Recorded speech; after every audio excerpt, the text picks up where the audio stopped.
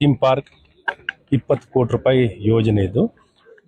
ಈ ಯೋಜನೆಯನ್ನ ಈಗೇನೊಂದು ಸಂಪೂರ್ಣ ಆದಂಗೆ ಕಾಣುತ್ತೆ.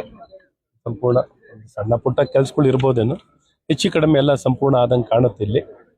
ಹಾಗಾಗಿ ಈ ಬಹಳ ಮುಖ್ಯವಾಗಿ ಬಹಳ ದಿನದಿಂದ ಎದುರು ನೋಡ್ತಿದ್ರು, ಆಗ್ತಿರೋಂಥದ್ದು ಒಳ್ಳೇದು. ನಾಳೆ 26ನೇ ತಾರೀಕನ್ನು ಲೋಕಾರ್ಪಣೆ ಮಾಡ್ತಿದ್ದಾರೆ ಅಂತ, ಒಳ್ಳೇದು, ಮಾಡಲಿ. ಒಟ್ಟಾರೆ ಕೆಂಪೇಗೌಡರ ಕೆಲಸ ಎಲ್ಲರೂ ಮಾಡಬೇಕು. ಕೆಂಪೇಗೌಡರಿಗೆ ಗೌರವ ತರುವಂಥದ್ದು, ಅವರ ಸ್ಫೂರ್ತಿ ಪಡೆಯುವಂಥದ್ದು. ನಮ್ಮ ಬೆಂಗಳೂರು ನಿರ್ಮಾತೃರು ಅವರು ಕಟ್ಟಿದಂಥ ಈ ಬೆಂಗಳೂರು ದಿನಕ್ಕೂ ಒಂದು ದೊಡ್ಡ ಶಕ್ತಿಯಾಗಿ ಬೆಳೀತಿದೆ. ಇವತ್ತು ಎಲ್ಲೆಲ್ಲೋ ಏನೇನೋ ಕೆಲಸ ಮಾಡಿದಂಥ ಹಲವಾರು ಗಣ್ಯಮಾನ್ಯರು ಏನೇನೋ ಮಾಡಿದ್ದಾರೆ, ಹಲವಾರು ಕೊಡುಗೆ ಕೊಟ್ಟಿದ್ದಾರೆ. ಆದರೆ ಪ್ರಸ್ತುತವಾಗಿ ಚೆನ್ನಾಗಿ ಊರ್ಜಿತ ಆಗ್ತಿರೋಂಥದ್ದು ನಮ್ಮ ಬೆಂಗಳೂರು. ಹಾಗಾಗಿ ನಮ್ಮೆಲ್ಲರಿಗೂ ಹೆಮ್ಮೆ. ಅವ್ರು ಕೊಟ್ಟಂತ ಕೊಡುಗೆ ನಮ್ಮ ಬೆಂಗಳೂರಿನ ಸುತ್ತಮುತ್ತ 10 ಜಿಲ್ಲೆಗಳಲ್ಲಿ, 1-2 ಜಿಲ್ಲೆ ಅಲ್ಲ, ಒಂದು ರಾಜಧಾನಿಯಾಗಿ ಬೆಂಗಳೂರಿತ್ತು. ಈ ಸುತ್ತಮುತ್ತಲಿನ ಎಲ್ಲ ಜಿಲ್ಲೆಗಳು 10-12 ಜಿಲ್ಲೆಗಳಿಗೆ ಒಂದು ಆಧಾರವಾಗಿ ಕೆಲಸ ಮಾಡಿದಂಥವ್ರು ನಾಡಪ್ರಭು ಕೆಂಪೇಗೌಡರು. ಹಾಗಾಗಿ ಇವತ್ತು ಪ್ರಸ್ತುತವಾಗಿದ್ದಾರೆ. ಇವತ್ತು ಒಂದು ನಗರ ನಿರ್ಮಾಣ ಮಾಡಬೇಕು ಅಂದ್ರೆ ಹೇಗೆ ಅನ್ನೋದು ಇವತ್ತಿಗೂ ಪ್ರಸ್ತುತವಾಗಿದ್ದಾರೆ. ಎಷ್ಟೊಸಲಿ ಅದನ್ನ ನೋಡಿನೂ ಇನ್ನೂ ಕಲೀಲಿಕ್ಕೆ ಬಂದಿಲ್ಲ ತುಂಬಾ ಜನಕ್ಕೆ. ಅದನ್ನು ನೋಡಿ ಇವತ್ತಿಗೂ ಕಲೀಲಿಕ್ಕೆ ಮಾಡಲಿಕ್ಕೆ ಬಂದಿಲ್ಲ. ಅದಿನ್ನೂ ಒಂದು ದುರಂತ. ಅವರ ಕೊಡುಗೆ ಇವತ್ತು ಜೀವಂತವಾಗಿ 500 ವರ್ಷ ಆದ್ರೂ ಎಲ್ಲ ಪೇಟೆಗಳು ನಾವು ನೋಡುವಂಥದ್ದಾಗ್ಬೋದು, ಎಲ್ಲ ದೇವಸ್ಥಾನಗಳು ನೋಡ್ಬೋದು, ಸಂಸ್ಕೃತಿಯನ್ನು ನೋಡ್ಬೋದು, ಸುಧಾರಣೆಗಳು ನೋಡ್ಬೋದು, ಆಚಾರ ವಿಚಾರಗಳು ನೋಡ್ಬೋದು, ಶಿಕ್ಷಣ ನೋಡ್ಬೋದು, ನಮ್ಮ ಶಕ್ತಿ ಹೇಗೆ ವೃದ್ಧಿಯಾಗಿದೆ ಅನ್ನೋದು ನೋಡ್ಬೋದು. ಈ ರೀತಿ ಎಲ್ಲ ವಿಚಾರದಲ್ಲೂ ನೋಡಿದಾಗ ಅವರ ಕೊಡುಗೆಗಳು ಇವತ್ತಿಗೂ ನಮ್ಮ ಕಣ್ಣು ಮುಂದೆ ಕಾಣುವಂಥದ್ದಿದೆ. ಹಾಗಾಗಿ ನಾಡಪ್ರಭು ಕೆಂಪೇಗೌಡರ ಪ್ರತಿಮೆಗೆನೆ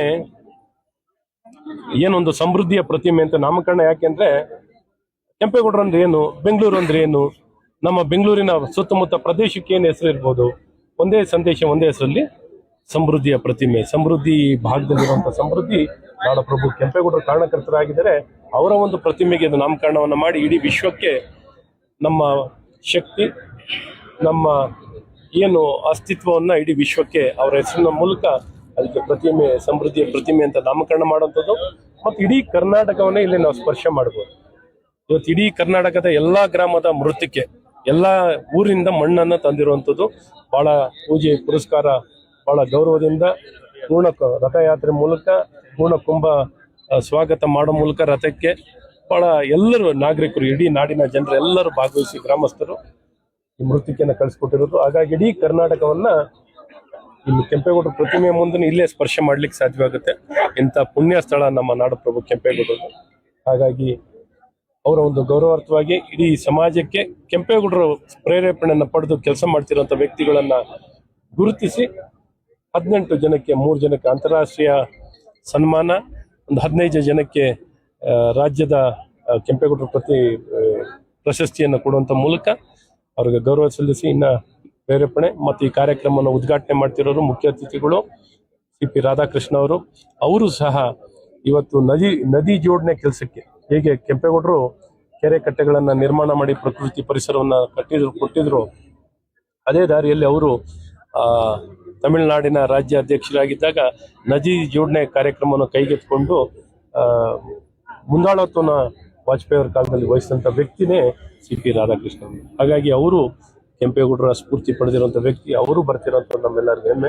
ಒಟ್ಟಾರೆ ಇಡೀ ಕಾರ್ಯಕ್ರಮ ನಮ್ಮೆಲ್ಲ ಗಣ್ಯಮಾನ್ಯರು, ನಮ್ಮ ರಾಜ್ಯಪಾಲರು, ಕೇಂದ್ರ ಸಚಿವರಾಗಿರುವಂಥ HD ಕುಮಾರಸ್ವಾಮಿ ಅವರು, V ಸೋಮಣ್ಣನವರು, ನಮ್ಮ ಪ್ರತಿಪಕ್ಷ ನಾಯಕರಾಗಿರುವಂಥ ಅಶೋಕ್ ಅವರು, ಎಲ್ಲರಿಗಿಂತ ಮುಖ್ಯವಾಗಿ ನಮಗೆ ಇಡೀ ಈ ಪ್ರತಿಷ್ಠಾನಕ್ಕೆ ಮತ್ತು ಇಡೀ ಕಾರ್ಯಕ್ರಮಕ್ಕೆ ಮಾರ್ಗದರ್ಶಿಗಳು, ಆಶೀರ್ವಾದ ಇರೋದು ಜಗದ್ಗುರುಗಳಾಗಿರುವಂಥ ಪರಮ ಪೂಜ್ಯ ಶ್ರೀ ನಿರ್ಮಲಾನಂದನಾಥ ಮಹಾಸ್ವಾಮಿಗಳ ಒಂದು ಆಶೀರ್ವಾದ ಮತ್ತು ಅವರ ಮಾರ್ಗದರ್ಶನದಲ್ಲಿ ಎಲ್ಲ ಮಾಡುವಂಥದ್ದಾಗುತ್ತೆ. ಮತ್ತು ನಮ್ಮ ಮಾದಾರಚನೆಯ ಪೀಠದ ಪೂಜ್ಯ ಗುರುಗಳು ಅವರು ಉಪಸ್ಥಿತಿ ಇರ್ತಾರೆ. ಆಗ ಅವ್ರಿಗೂ ಸನ್ಮಾನ ಮಾಡುವಂಥದ್ದು, ಗೌರವ ಸಲ್ಲಿಸುವಂಥದ್ದಾಗುತ್ತೆ. ಒಟ್ಟಾರೆ ನಮ್ಮ ಈ ವೇದಿಕೆಯ ನಾಡಪ್ರಭು ಕೆಂಪೇಗೌಡ ಫೌಂಡೇಶನಿನ ಅಧ್ಯಕ್ಷರಾಗಿರುವಂಥ ಕೃಷ್ಣೇಗೌಡರು ಸಾಂಸ್ಕೃತಿಕ ರಾಯಭಾರಿಗಳಾಗಿ ಮತ್ತು ಸಮಾಜದಲ್ಲಿ ಪ್ರತಿನಿತ್ಯ ಪ್ರತಿ ಗಳಿಗೆನೂ ಸಂಪರ್ಕದಲ್ಲಿರುವಂಥ ವ್ಯಕ್ತಿ. ಅವರ ಒಂದು ನಾಯಕತ್ವದಲ್ಲಿ, ಅವರ ಅಧ್ಯಕ್ಷತೆಯಲ್ಲಿ ಇವತ್ತು ಈ ನಿರಂತರವಾಗಿ ಮಾಡುವಂಥ ಪ್ರಯತ್ನವಾಗಿದೆ. ಹಾಗೆ ಇವತ್ತು ಈ ಸಂದರ್ಭದಲ್ಲಿ ನಮ್ಮ ದೊಡ್ಡಬಳ್ಳಾಪುರದ ಶಾಸಕರು ಮತ್ತು ಯುವ ನಾಯಕರು ಮತ್ತು ಉದ್ಯಮಿಗಳು ಒಂದು ಭರವಸೆದಾಯಕವಾಗಿರುವಂಥ ನಾಯಕರು